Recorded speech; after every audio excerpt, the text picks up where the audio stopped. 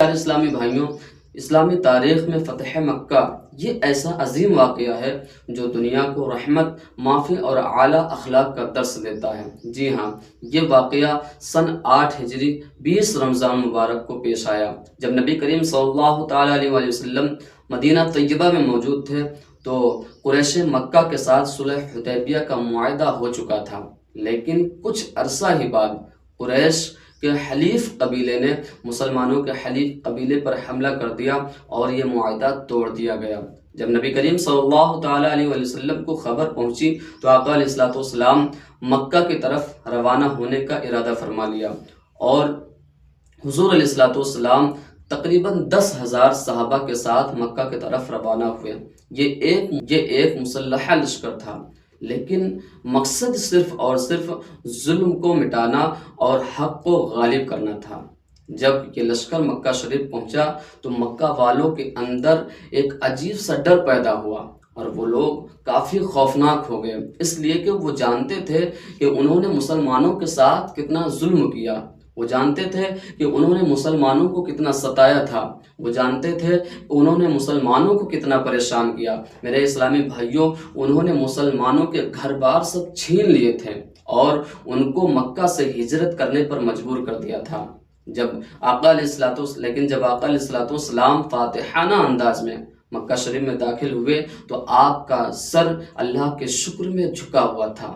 یہ فاتح نہیں بلکہ ایک عاجز بندے کا انداز تھا۔ جب نبی کریم صلی اللہ علیہ وسلم کعبہ شریف کے اندر داخل ہوئے تو 360 بت اس میں موجود تھے۔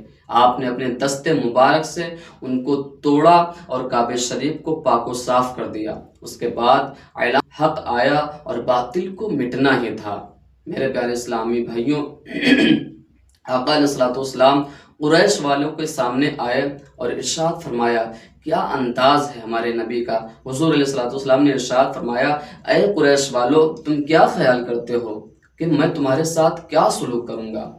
میرے پیارے اسلامی بھائیوں، یہ وہی لوگ ہیں جو نبی کریم صلی اللہ علیہ وسلم کے راستے میں کانٹے بچھا دیتے تھے، یہ وہی لوگ ہیں جو نبی کریم صلی اللہ علیہ وسلم کے پر پتھر مارا کرتے تھے، یہ وہی لوگ ہیں جو نبی کریم صلی اللہ علیہ وسلم کے دندان مبارک کو شہید کر دیا تھا۔ اسی مجمع میں وہ لوگ موجود تھے جو نبی کریم صلی اللہ تعالیٰ علیہ وسلم کی بیٹی سیدہ زینب رضی اللہ تعالیٰ عنہا کو خنجر مار کر کے اونٹ سے نیچے گرا دیا تھا۔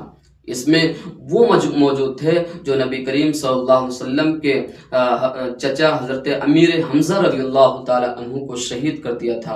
اسلامی بھائیوں، اسی مجمع میں وہ موجود تھے جو ہمارے اور آپ کے آقا علیہ الصلوۃ والسلام کے خون کے پیاسے تھے، لیکن ہمارے اور آپ کے آقا علیہ الصلوۃ والسلام تو رحمت للعالمین ہیں، پورے عالم کے لیے رحمت بن کر کے آئے، پورے عالم کے لیے رحمت بن کر کے آئے۔ لہٰذا جب ارشاد فرمایا کہ تم کیا خیال کرتے ہو کہ میں تمہارے ساتھ کیا سلوک کروں گا، تو کانپتی ہوئی آواز میں وہ لوگ عرض کرتے ہیں کہ ہم آپ سے خیر کی امید رکھتے ہیں۔